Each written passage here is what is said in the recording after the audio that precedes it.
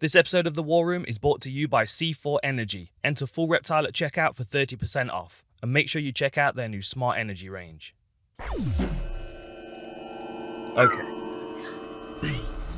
Hello and welcome to The War Room. This one is for Tyron Woodley versus Jake Paul. Okay.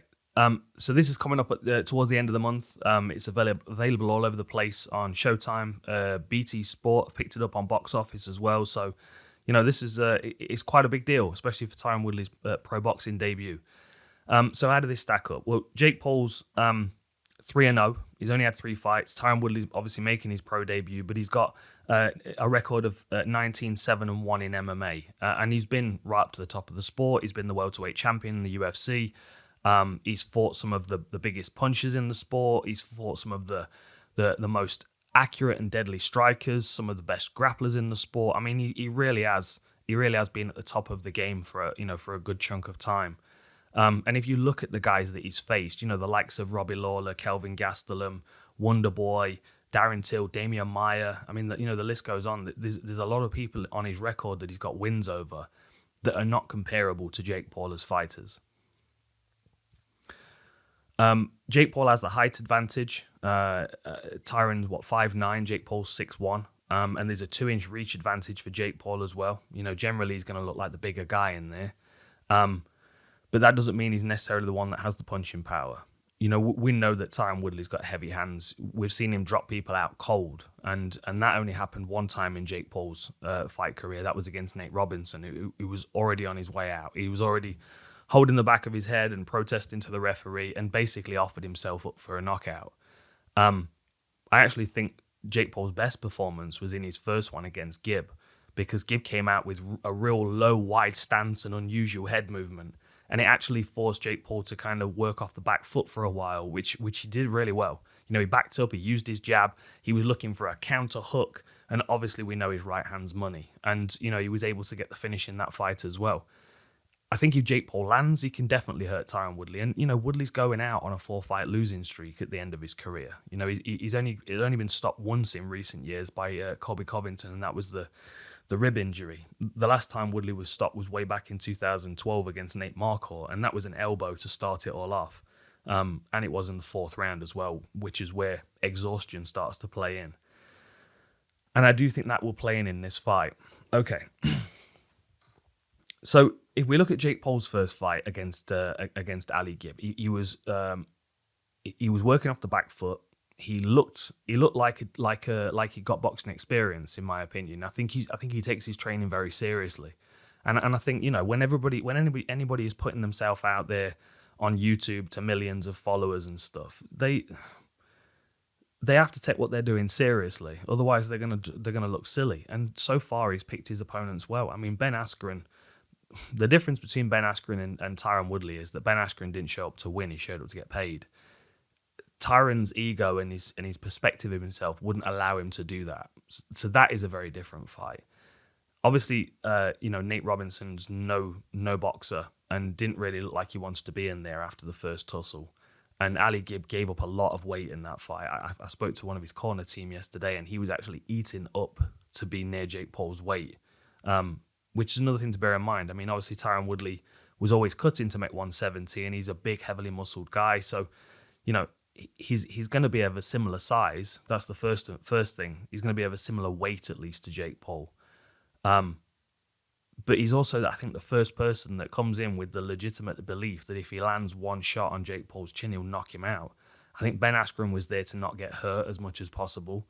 And I think the other two guys, I mean, they're YouTubers with boxing experience, but they've not got the same kind of credentials, knockout power that Tyron Woodley's got. I mean, you know, you got to think how many times he's made the walk to the octagon to face some animals in the sport. You know, Robbie Lawler and Kelvin Gastelum, you know, people like that, people that are really going to push him and test him, that have got a depth of different skills and backgrounds and experience. And this is a very different thing for Tyron Woodley.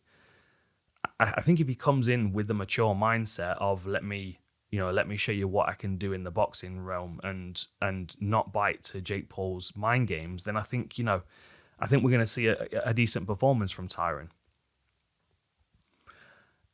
I do think Jake Paul can get inside his head a bit, and I think he can rile him. And I also think Jake Paul is going to be he's a very smart businessman. He's a very intelligent kid, and I think he's going to play this one very carefully.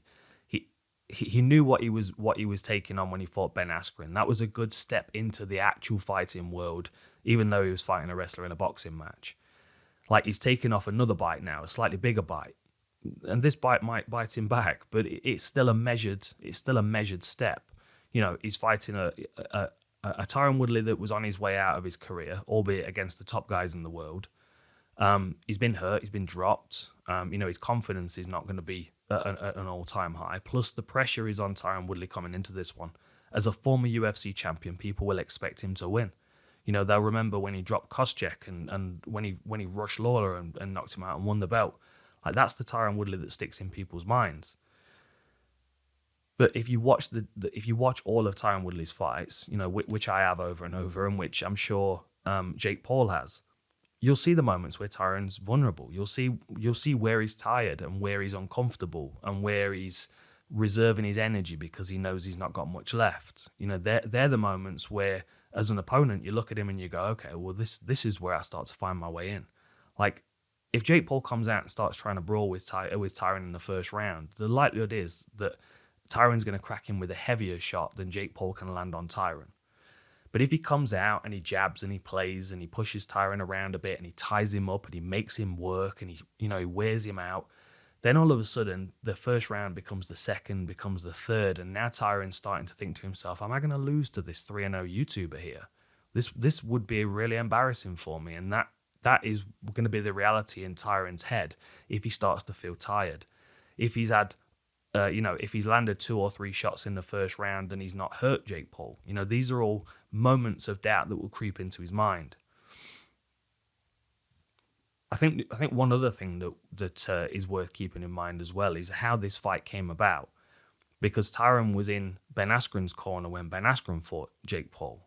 He was in the dressing room of Jake Paul while he was getting his hands wrapped, and that's where the animosity kind of started, the poking and prodding and trash talking, and And Tyron did a great job in that moment. He stayed relatively quiet. He didn't really respond. He didn't really bite. But he must have also been in Ben Askren's corner, A, knowing that Ben Askren was most likely going to get knocked out in the first round, and B, having to stand there and watch it while Jake Paul celebrates in the opposite corner while Askren, who full well is a good fighter, is, snoozing on the canvas. Like, that's got to be bitter. And the pressure of Floyd Mayweather investing time in Woodley. Now, we don't know how much time he's spending with Mayweather and how much actual coaching he's getting, but just the public investment of Mayweather going, hey, I'm behind Tyron Woodley on this one, it puts additional pressure on Woodley. And then he's got his other projects going on. He's got his rap albums and all that kind of stuff. Like, all of these things are affected by losing to Jake Paul, who, although, if we're realistic, he's a 3-0 pro boxer who requires the same respect that every other undefeated 3-0 boxer deserves. It's the stigma of him being the YouTuber, the Disney guy, not having a real fight background, etc., etc. If we're honest, what people are really angry about with Jake Paul is that he's making loads of money doing the same things that people are doing, making a few $100s. I think we could all learn something from Jake Paul. I think we can all learn that, a big part of this is the entertainment industry. I also think he's doing a great job highlighting how much money is being made and the discrepancy with fighter pay across MMA. I think that's a righteous cause, and I appreciate him doing that. But I also think we've got to bear in mind that he's got an unfair advantage as a debutant pro boxer, given the fact that he's already got a shit ton of cash. You can bring in the best trainers. You can fly yourself to Puerto Rico. You can cancel everything else in your calendar and focus yourself entirely on this one project, because he's got that money to do it, And he's also got the money to kind of play games with Tyron at the press conference and gamble a little bit and say, hey, what did he say to Tyron? If I beat you, you've got to donate your whole purse to charity, and if you beat me, I'll double your purse. Which, if Tyron had $10 million sitting in his account, it's probably a decent gamble to take. but he wasn't confident enough to take that gamble, which is a little dig from Jake Paul getting inside his mind, gut checking him, testing his confidence. The other one was the tattoo thing. You know, if you beat me, I'll get a tattoo saying I love Tyron and vice versa. Jake Paul doesn't care. You know, a gimmicky, funny tattoo is a little story on his Instagram and a YouTube video that probably makes 3 million views. He's not bothered about that. But Tyron wouldn't want that on him. You know, he'd get that covered up within the first couple of months, you know it. And he wouldn't take that bet either. And that psychological game and the confidence that Jake Paul has comes from the fact that he's kind of untouchable. You know, he can talk about fighter pay. He can gamble his purse because he's got money already in his pocket, you know. He's in a very strong position, and I think he's playing a very smart game. And I think Tyron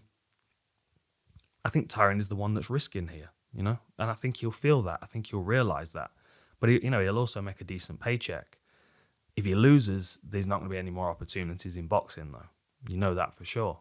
If he wins, well, now we can see where else he goes. You know, we might get a Logan Paul, Tyron Woodley, or, you know, we've got Vitor Belfort and Oscar De La Hoya and all kinds of weird stuff happening. Anderson Silva's boxing Tito. I don't know what's happening next, but it's a lot of fun, and these guys are getting fights. And Tyron Woodley, to get a win over Jake Paul, not only, shuts him up, slows down his momentum, makes a bunch of cash, promotes all of his other projects in the process, but he also keeps his options open to move on and have more big money fights. As far as they match up technically, obviously Jake Paul's got quite a basic game. It's measured though, it's not rushed, and he's a big athletic kid. You know, you'd imagine he'd walk into jiu-jitsu for the first day and he'd be a pain in the ass to grapple with just because he's big and strong and, would throw himself around a bit. I think that makes him a problem for Tyron over the distance. I mean, I'm pretty sure this is 8 rounds. 8 3-minute rounds. That's a lot of work for Tyron to do. If you think about him over, where are we? Yeah, 8 3-minute rounds. If you think about Tyron over a 25-minute period of an MMA fight, and I know there are other things going on in MMA, but there are also places where Tyron can hang out. He can use the threat of his power to hold people off. That's what we saw in the Wonderboy fights, where he's got his back foot against the fence. I think we'll see the same thing here. I think we'll see Tyron with his back against the ropes. I think he'll be waiting for Jake Paul to leave himself open, try and catch him with that right hand. I mean, Tyron's got a rocket of a right hand, but he can only throw maybe 10 or 15 in a 25-minute period. And I think the more Jake Paul ties him up, the more he takes on his guard, because you've got to remember the bigger gloves as well. There's a lot more to hide behind. There's a bit more padding as well around Tyron Woodley's fist, and the spaces in which a boxing glove goes through are not the same as an MMA glove. So it will be easier for Jake Paul to cover up and to tie Tyron Woodley up and make him work. And then, as I say, as the fight starts to progress and move on, that's when I think Jake Paul's youth and his enthusiasm and his conditioning will come into play. And I think he'll be able to, start edging it on the judges' scorecards. I don't think Tyron's going to be easy to put away, and I don't think Jake Paul's going to be able to do it. But I also don't expect Tyron Woodley to look good over the distance against Jake Paul. If he stops him in the first round, great. If he stops him in the second round, I think the odds for that are lower. But it progressively gets more difficult for him to stop people as the fight goes on. His power saps, his energy saps, and it gets safer and safer for Jake Paul to walk himself into boxing range and just pick him off. He's the bigger, taller guy. He's going to be heavier in the clinch. You know that for sure. And, he can tie Woodley up and, work his body a little bit. We don't know what that rib injury is looking like from the Covington fight. Body shots might be useful. And the referee will keep jumping in and separating them. And Woodley's not going to have those moments where he can clinch and hold and breathe for a good 60 seconds while the referee tells him to move, tells him to do something. You got to work. I'm going to separate you. In boxing, the referee's straight in there to separate them. There's a higher work rate required from Tyron Woodley, even if it is just one range to focus on. I think this is a really interesting fight. I think it's a coin toss. Genuinely, I do. I think we know that Tyron Woodley's got power. I think we know what he can do if he lands. But landing is a difficult thing to do. A, in boxing gloves. B, over and over again, over 8 rounds. I mean, that's a lot. I was expecting Tyron to push for 6 in his pro debut at least, but hey, fair play to him. You know, he's getting paid. He's getting a lot of money, and I respect that. And I hope he has a good training camp and he puts in a good performance. But he also cannot take Jake Paul lightly. He's a 3-0 pro. He's big, tall. He's got heavy hands, and he's enthusiastic. And he's got all the money and all the belief in the world behind him. And I think he looks at Tyron Woodley like the next logical step for him before he starts getting into some proper boxers, maybe like a Tommy Fury. It's an interesting one. Check it out. Enjoy the fight, and I'll see you next time.